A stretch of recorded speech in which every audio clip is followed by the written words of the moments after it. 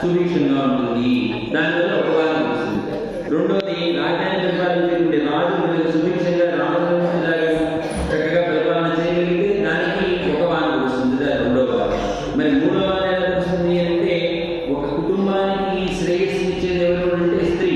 స్త్రీ తన యొక్క పాటించే ధర్మాన్ని ఖచ్చితంగా నిర్వహించగలిగింది అంటే ఆ కుటుంబం ఎంతో వృద్ధి చెందుతుంది.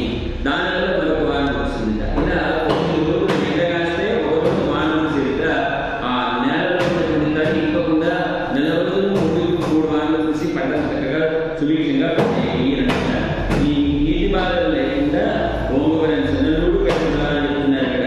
ఈ నీటి బాధలు ఏంటండి మరి సరిగా ఇంటి బాధలు ఏమేమి చెప్తారండి? అతివృష్టి, అనావృష్టి, ఎలుకలు, చిలుకలు, మిడతలు, క్రూరైనటువంటి రాజులు ఇవన్నీ కూడా లేకుండా అన్నీ కూడా పోయి చక్కటి పంటలు పండుతాయి. ఎలాంటి పంటలు పండుతాయి? ఓంగోవరం చంద్రుడు కేరళ బాగా ఏ విధంగా అయితే పవనమూర్తి పెరిగి ఆ ఆకాశాన్ని అంటాడో ఆ విధంగా నీటి సమృద్ధి వల్ల చక్కగా పంటలు పండి దుబ్బు కట్టి ఆనాడు ఆకాశంలో పెరిగిన మామూలు లాగా పెరుగుతాయి. అంతేకాదు దుబ్బుల మధ్యలో నుంచి వెళ్ళడానికి వీలు లేక చేపలంటే ఒకసారి అలా తుల్లి పడతాయి. అది కూడా సస్య సమృద్ధిని తెలియజేస్తుంది చెప్తారు. దానిలో కలవపూలు మొలుస్తాయట, కలవపూలు మొలుస్తాయట, పుష్పిస్తాయట.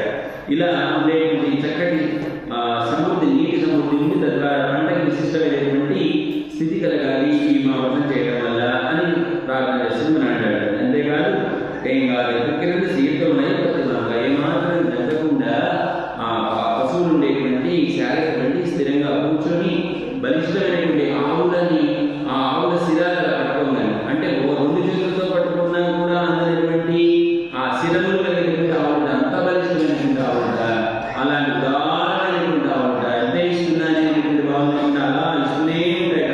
మనకు కుండ పెట్టడమే తత్పరమైనట్టుగా అలాంటి పాలని సమృద్ధిగా ఇచ్చేటువంటి వళ్ళల్ పెరుగు పశువులు పెద్ద పశువుల మంద లేదా పశువుల సమృద్ధి మాకు కలగాలి అని అంటున్నారు. పశువుల సమృద్ధి ఆవులన్నీ ఎలాంటివి అంటే కృష్ణ పరమాత్మ ఆవులన్నీ తొమ్మిది అడవికి వెళ్ళేవాడు కదండి. అడవికి వెళ్ళిన తర్వాత ఆయనేమో చెట్టుకి కూర్చునేవాట, అవేడిగానం చేస్తూ పాడుకుంటూ ఉండేవాడు. ఈ ఆవులన్నీ మేత వెళ్ళేవి కాదు. ఆ చుట్టూతో చేరి ఇలా మొదలెత్తి ఆ వేడిగానం ఇంటూ కూర్చునేవాడు. ఈ సాయంత్రం అయిపోయాయి. అవి మేత వేసేవి కాదు, లోపల పోయేవి. ఈ మళ్ళీ దూరంగా ఇంటికి వచ్చేవాడు. వీటన్నింటినీ మళ్ళీ వాళ్ళ కష్టాలు కట్టేసి ఆ వచ్చినప్పుడు ఏం చేసేవాడు? ఆకులు ఇచ్చామంటే ఆ తోట దగ్గర నుంచి ఇలా ఒకసారి నిలవేవాడు. ఆ నిలవగానే అవన్నీ కూడా బాగా మళ్ళీ లోపలన్నీ కూడా తిరిగిపోయి బాగా బలిష్టమైనటువంటి ఆవులాగా అంటే కృష్ణ కరస్పర్శ చేత కృష్ణ వేడుగానం చేత బలిసినటువంటి ఆవులు చేత ఆయన ఉదాహరణ సభైతే జ్ఞాని పాపేమవుతాడు అంటాడు కదా భగవద్గీతలో. దాని ఉదాహరణ అంటాడు. అలాంటి ఉదాహరణ కలిగినటువంటి పశువుల యొక్క సంపద వృద్ధి చెందాలి. ఈ వృద్ధి చెందిన సంపద ఎలా ఉండాలి? శాశ్వతమైనటువంటి సంపదను అనుగ్రహించాలి కోరుతారు. అంటే దీంట్లో 2 మాటలు మనం పెట్టుకోవాలి. మేము చెప్పినటువంటి భాష సంపత్ సంస్మరణో విష్ణువు అని అంటున్నారు.